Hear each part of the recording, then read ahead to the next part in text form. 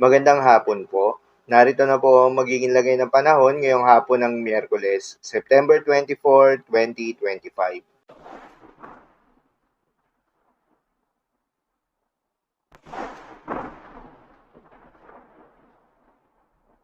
Sa kasalukuyan na tayo sa pag-asa, si Bagyong Opong ay lumakas pa bilang isang tropical storm habang kumikilos papalapit ng ating bansa.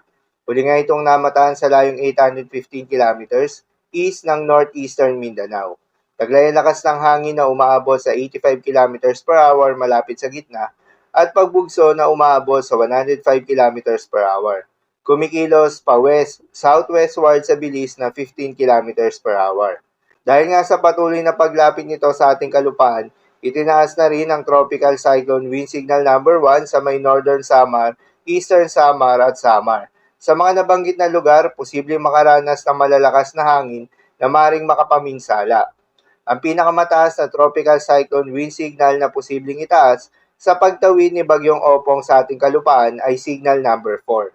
Para naman sa magiging lakas sa track nitong si Bagyong Opong, inaasahan na magla-landfall ito sa may Bicol region sa Biyernes ng hapon at tatawirin ng Southern Luzon mula Biyernes ng hapon hanggang Sabado ng umaga.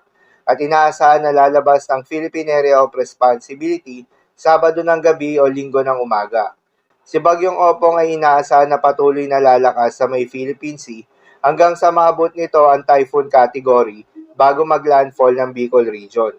Inaasahan rin ang bahagyang paghina sa pagtawid nito ng ating kalupaan, subalit asahan ng muling paglakas kapag ito ay nasa may West Philippine Sea na.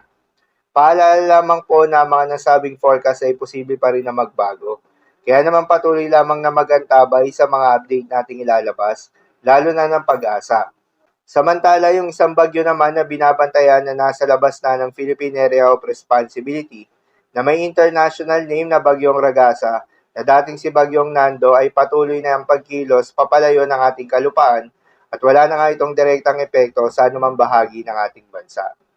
Maliban nga sa Bagyong Opong ay nakakaapekto rin sa malaking bahagi ng ating bansa itong southwest monsoon o hanging habagat na nagdudulot ng paminsan-minsan ng mga pagulan sa malaking bahagi ng ating bansa.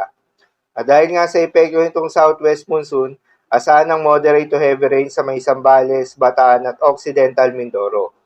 At dulot pa rin itong southwest monsoon na pinalakas ni dating si Bagyong Nando at ngayong si Bagyong Opong, asahan ng malalakas na hangin na may kasamang pagbugso sa may Ilocos Region, Cordillera Administrative Region, Batanes, Cagayan, kabilang na ang Babuyan Islands, Isabela, Zambales, Bataan, Tarlac, Pampanga, Nueva Ecija, Bulacan, Metro Manila, Cavite, Batangas, Quezon, Mimaropa, Western Visayas, Negros Island Region, Zamboanga del Norte, Misamis Occidental, Misamis Oriental, Camiguin, Agusan del Norte, Surigao del Norte, Dinagat Islands, Sarangani, Davao del Sur at Davao Oriental.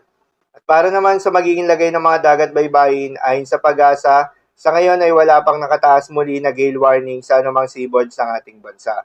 Ngunit pinag-iingat pa rin yung mga kababayan natin na mga isda at yung may mga maliliit na sasakyang pandagat sa may eastern seaboards ng Northern Samar, northern at eastern seaboards ng Eastern Samar, eastern seaboards ng Catanduanes at Dinagat Islands, at northern seaboards ng Northern Samar. Dahil inaasahan yung moderate to rough sea condition. So, yun lamang po para sa lagay ng panahon ngayong hapon ng Miyerkules. Keep safe, everyone.